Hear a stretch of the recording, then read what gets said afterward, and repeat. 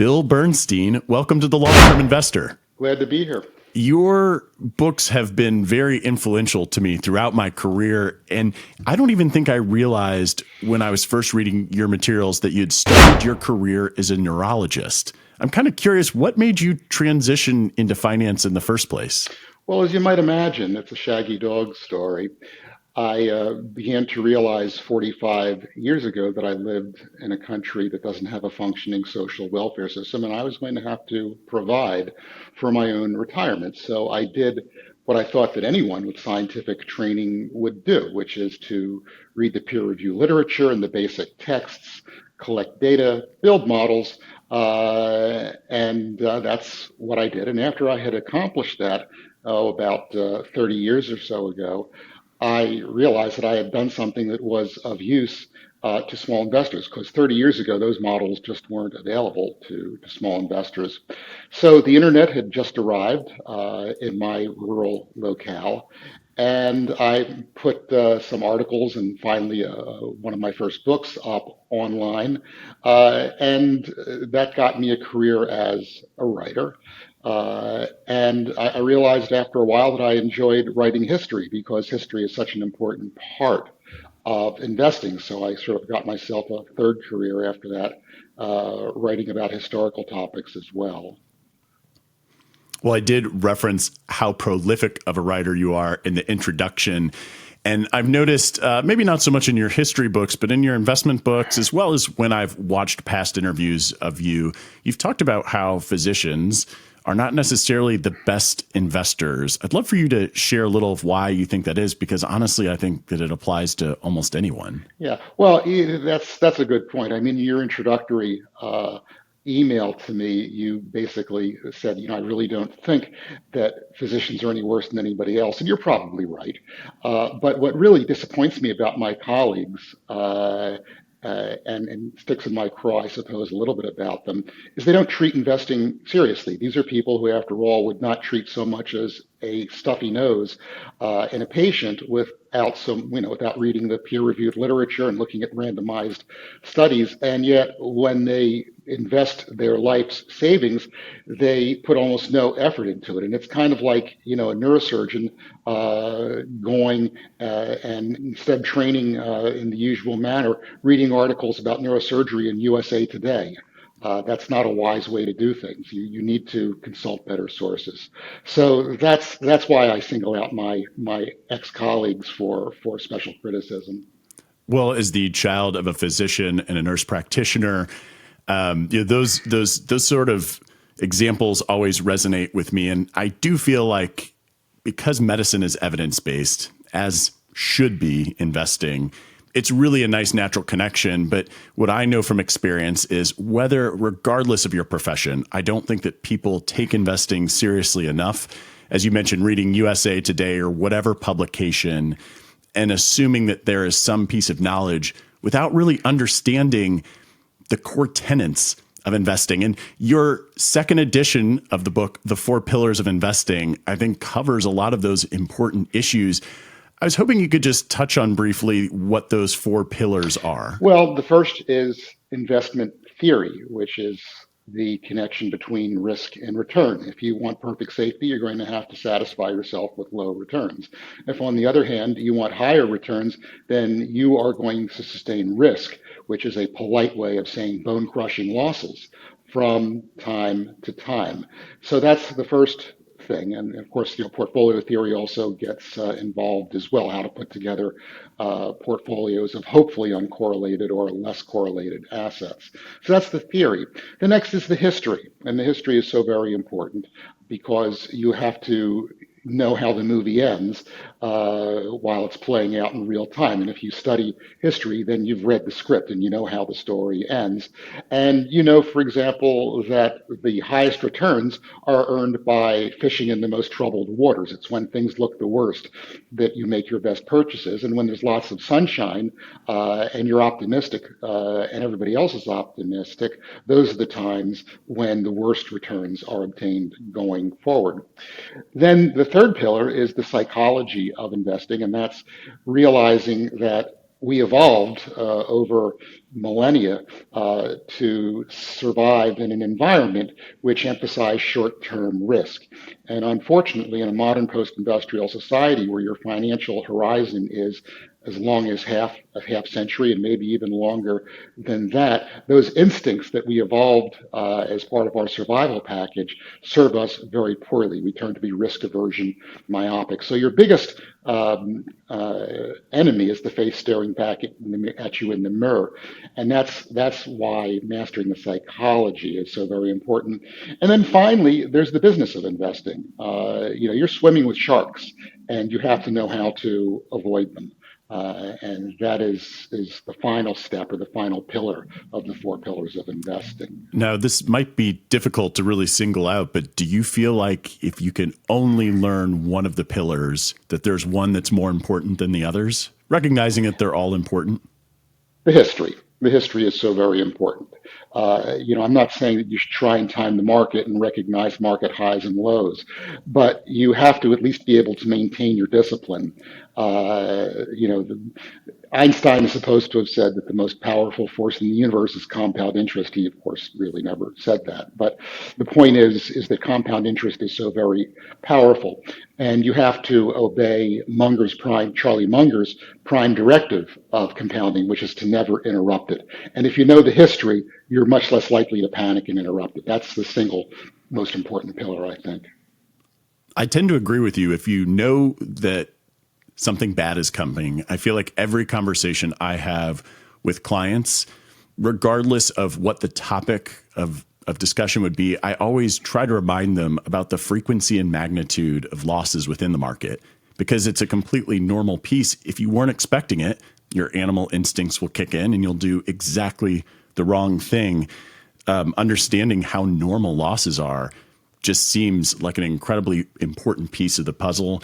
The other thing, and you talk about this in the book, are just some of the things that never really change about human nature, the bubbles, the manias. I know that from listening to you speak when your book came out, that when you submitted the first draft of this manuscript, the FTX and crypto bubble had not quite burst yet.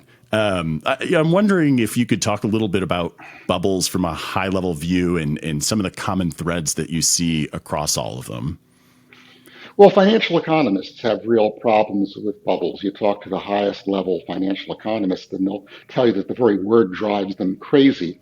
And the reason why bubbles drive financial economists crazy is because they can't model them. You can't mathematically model them. I mean, even Sir Isaac Newton knew that 300 years ago, and he is supposed to have said that he could calculate the motions of the heavenly bodies, but not of the madness of people.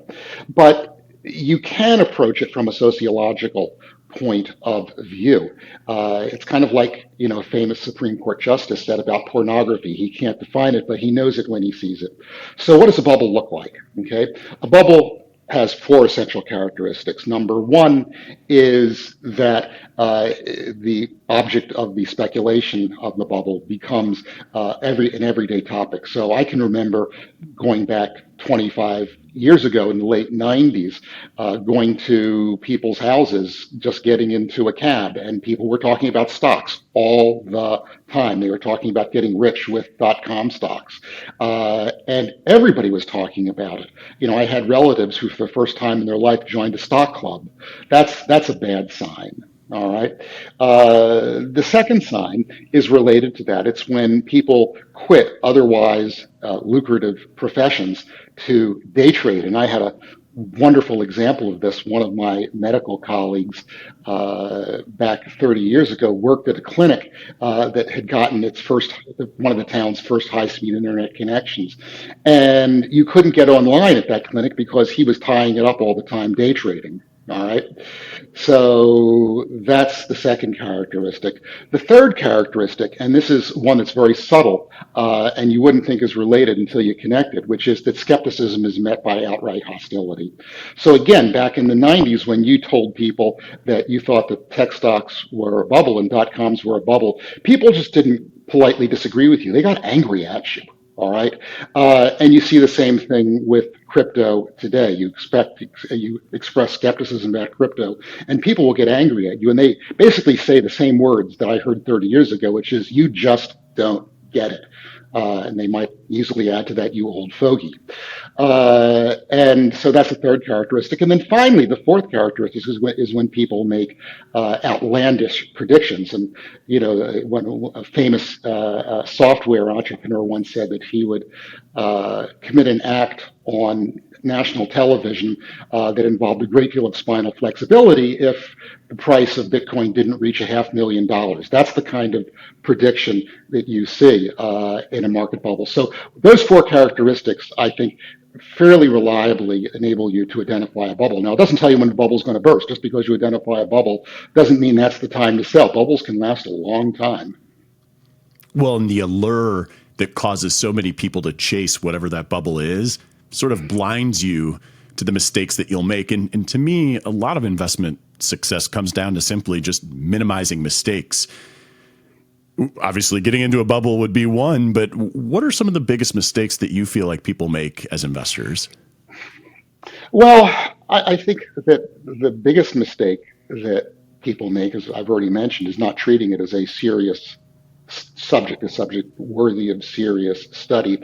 The second mistake they make is they're overconfident, and they're overconfident about many things. They're overconfident about their ability to pick securities. They think that the person on the other side of the trade is some dentist from Peoria that God placed on this earth for them to make money off of, when in fact the person on the other side of the trade is probably somebody like Warren Buffett or Goldman Sachs. So that's the first mistake they make. They make the mistake of thinking they can time the market. They make the mistake of thinking that they can pick successful money managers. But those aren't the most dangerous overconfidences. The most dangerous overconfidence is is overestimating your ability to bear risk. Everybody, at times like this, when the markets are fairly ebullient, everybody's a long-term investor. And it reminds me of that famous financial economist Michael Tyson's famous statement that everybody's got a plan until they get punched in the mouth. Well, and you mentioned bearing risk. In the book, you talk about two types of risk: shallow risk and deep risk. Do you mind explaining that? Well, shallow risk is the risk that everyone thinks of, which is volatility, typically measured as standard deviation of returns. And that's short-term risk. That's, losing 50% of your money between, let's say, 2000 and 2002, or from 2007 until 2009. But typically, those kinds of declines are reversed, and you wind up eventually making a lot of money in the long term. That's shallow risk. And that's the kind of risk that everybody pays attention to. But that's not the worst kind of risk. The worst kind of risk is, I define at least, as deep risk. And I define that as losing more than half of your purchasing power for a period of at least a generation. Okay. So what are some examples of deep risk? Well, deep risk is buying Japanese stocks in late 1989 and still being underwater by a significant amount in real returns 35 or 33 years later. So that's deep risk. There's another kind of deep risk that people really didn't think about until very recently, which is not the deep risk of stocks, it's the deep risk of bonds. If you bought a long bond, a long treasury in 1940 and you reinvested the interest in it, you still wound up with a real loss, an inflation adjusted loss 40 years later of almost 2/3 of your money. All right. That's deep risk. And that risk, of course, came home in 2022. When I think of, there's another example you gave of deep risk in the book, which was Japan. And, that they had been in a bear market for, what is it now, 30 plus years? Are we approaching 40 years at this point? No, it's late 1989 to now. Okay. Is coming up on 34 years. Okay, so a third of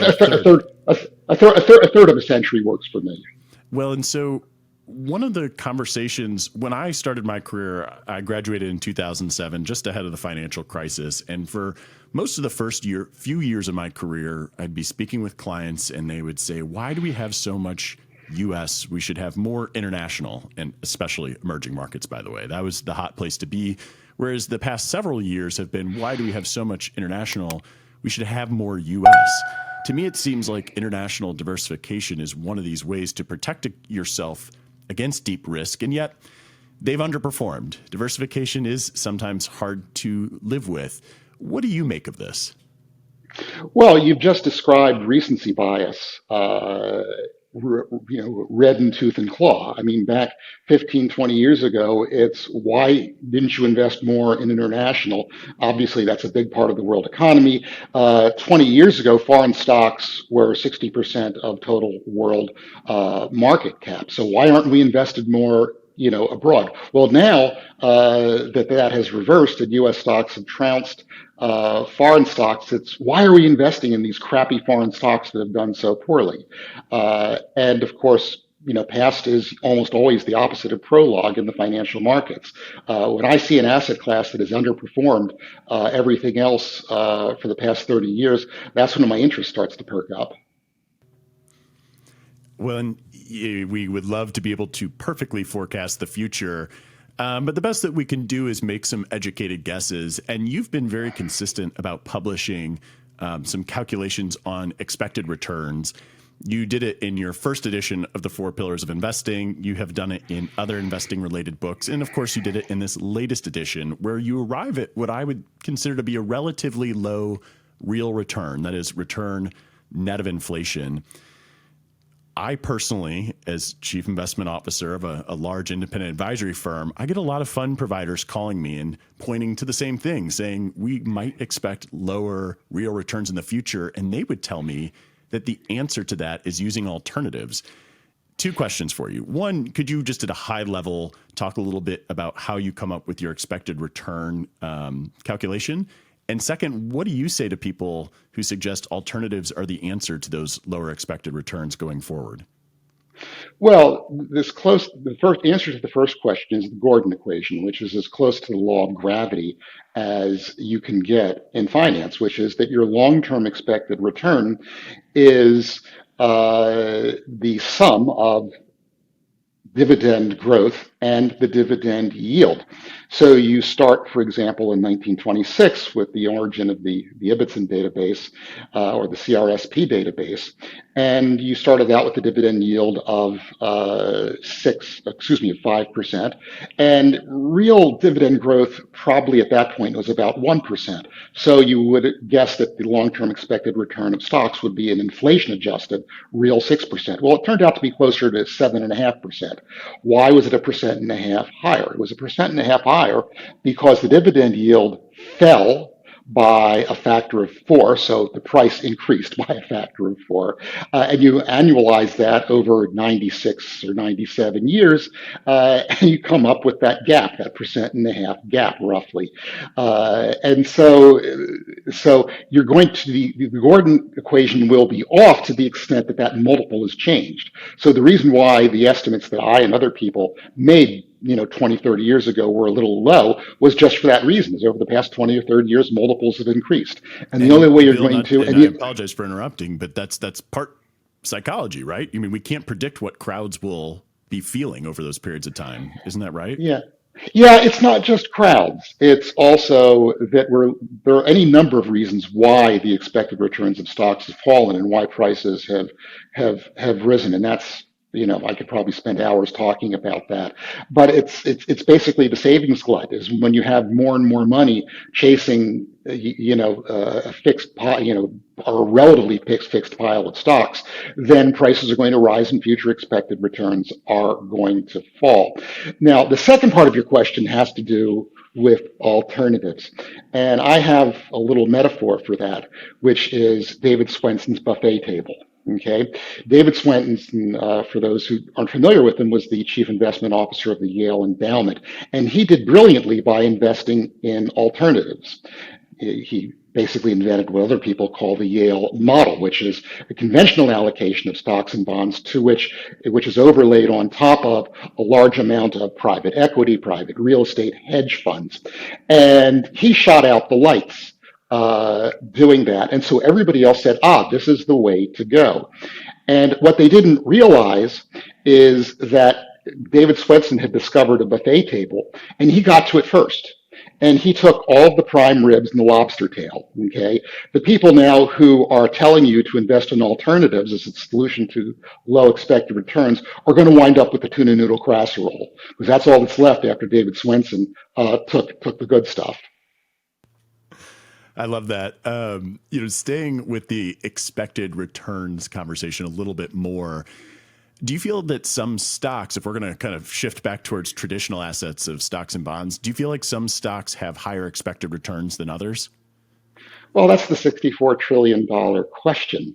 You and I are both uh, amenable to factor investing. Looking at stocks that have cheaper metrics, and historically they have beaten growth stocks over the very long term.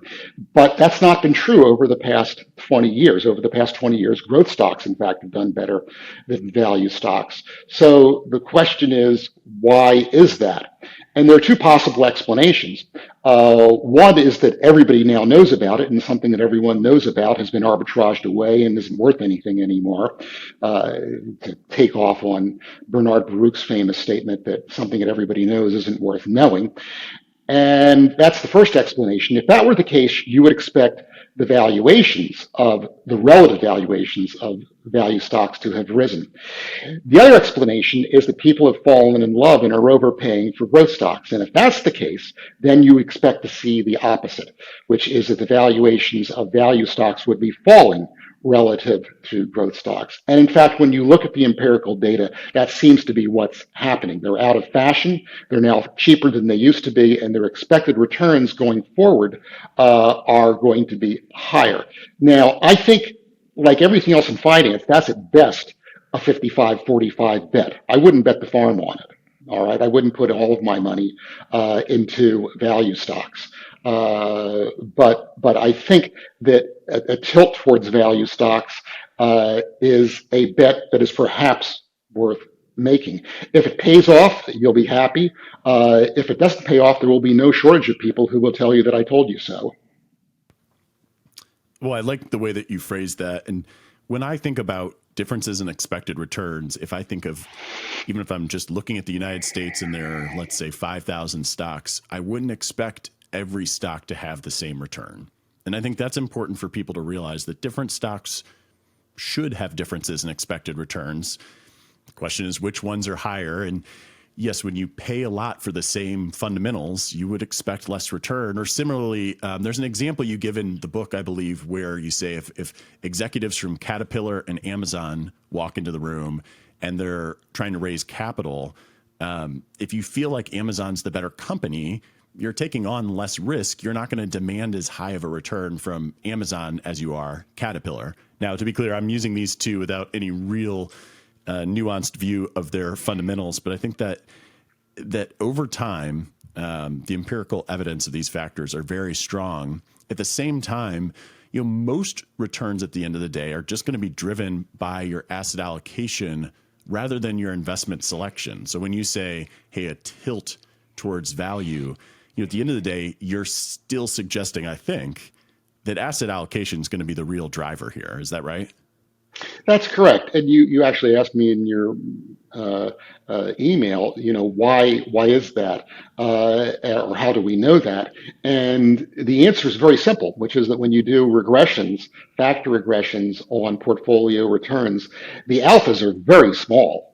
Okay, that is the part due to security selection is very small. It's usually on the average it's negative because people have expenses, but they're relatively close to zero. Whereas the betas are very large. All right, so that tells you that the betas are what measure your asset allocation. So the betas, that is the asset allocation, is so very much more important than the alphas you're getting out of security selection. Now, we've had the opportunity to touch on two of the pillars, theory and history. And we even have touched a little bit on psychology, but one of the things I wanted to ask you is when you published the first edition of the book 20 years ago, I would say behavioral finance was far from mainstream at that point. What are some of the biggest differences that you see between the editions, not just what you put into the book, but in the world we live in and the means in which we can sometimes address some of our behavioral quirks? I wrote the new edition for two reasons. Because I came to realize that two things had changed, not necessarily in the markets, but about my thinking about them. And the first is encapsulated by a quote from a historian by the name of Robert Kaplan, who I heard an interview with, and he said that half of everything is geography, and the other half is Shakespeare. And I realize that that's precisely analogous to investing, which is that half of investing is math. And the other half is the Shakespeare, all right? And if you only pay attention to the math, and if you think that your ability to manage money correlates very highly with your ability to solve differential equations and understand complex math, you are going to have your head handed to you. And we had a wonderful example of that with long-term capital management. The most brilliant mathematical financial economists in the world, Nobel Prize level people, built a model that wasn't consonant with the Shakespeare, and eventually they went bankrupt and had to, be rescued. That's a short, long way of saying that I've realized that the math needs to be de-emphasized, and the history and the psychology need to be overemphasized, need increased emphasis. So that's the first thing that I realized. And the second thing I realized is just the importance of obeying Charlie Munger's dictum, which is not interrupting your compounding. You are most likely to interrupt compounding during the worst 1 or 2% of times. All right. So the most important thing that you have to keep in mind when designing your portfolio is that worst 2% of the world in mind, when you're not only likely to perhaps want to buy stocks at the fire sale, but you may even lose your job. And your rental income, and the world seems to be crumbling beneath your feet. And so you need to design your portfolio to be a bit more conservative, and perhaps a good deal more conservative than you might otherwise think that your models tell you. There is a reason why Warren Buffett has 20% of Berkshire in treasury bills and cash equivalents. That's exactly the reason why. I could not agree more with so much of that. I mean, at the end of the day, we don't live in a spreadsheet. So to make every single financial decision as if you do, now that doesn't sound rational. So I think it's a wonderful part of the book. The last pillar that I haven't had the chance to touch on is the business of investing.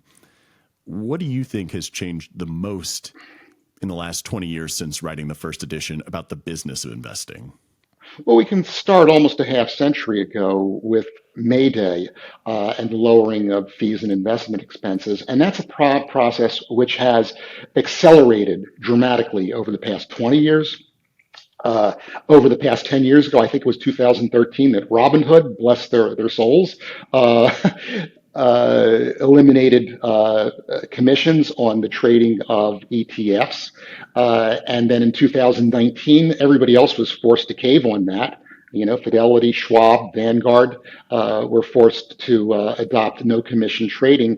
And if you know what you're doing, that's a wonderful world to be in. You can buy ETF based asset classes for a couple of basis points, pay just a tiny amount of spread, and buy and hold. And you now have a portfolio, even at some of the bad old wirehouses, that you can own for a couple basis points a year. That certainly wasn't the case 10 years ago. And, when people look at returns starting in 1926 and they, assume, gosh, if you had owned the S&P 500 starting from 1926, you would have gotten these spectacular returns. Well, guess what? No one could own that portfolio.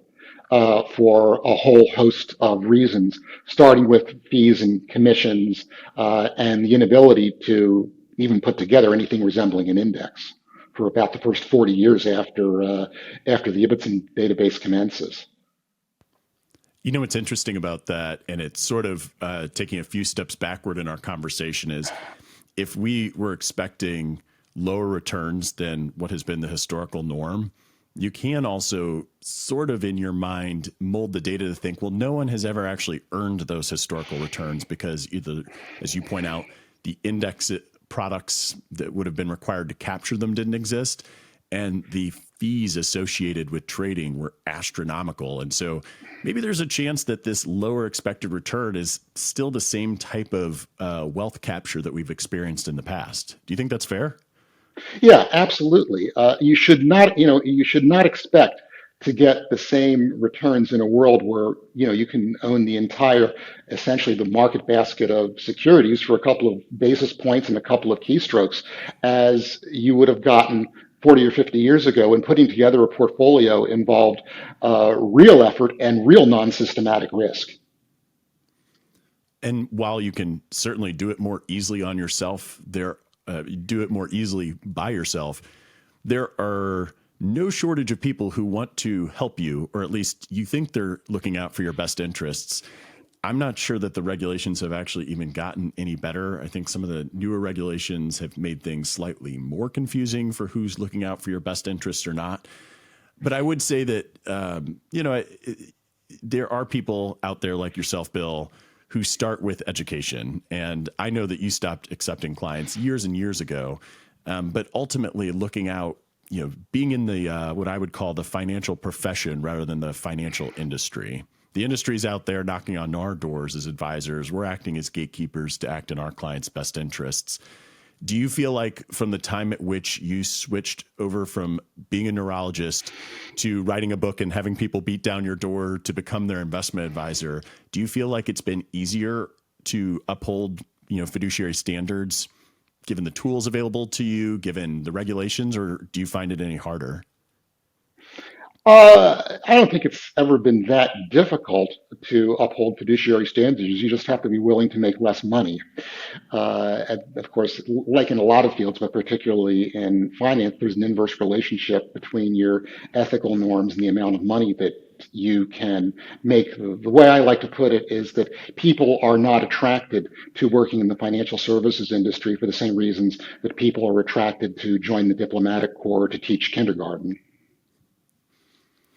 Well, Bill, this conversation is such a treat for me. In the show notes of the longterminvestor.com, I'm going to provide links to all of your books. If people want to follow you or your work, where else should they be looking for you? Oh gosh, they should. Two things is one is the book, the edition that we're talking about, the second edition of Four Pillars of Investing. But I have a pamphlet out there that I wrote almost 10 years ago called "If You Can," just put into quotes "if you can" and my name, and it's downloadable. And it's a small pamphlet that is aimed at young investors and, for that matter, middle-aged and even to a lesser extent older investors. I don't mention any of my books in that or my business in that, and it's available for free as a download. That's actually where I would recommend that people start. Don't buy my books first. Buy the read the pamphlet first. Truly selfless, Bill. The solo investor, the educated investor, all better off thanks to your work. I appreciate you so much being here today on the show. Hey, my pleasure. For all of you listening, please be sure to subscribe, leave reviews, do all those things that make it easier to find, for others to find the episode. And again, you can find all the resources that we discussed at the show notes at thelongterminvestor.com. Thanks again, everybody, for listening.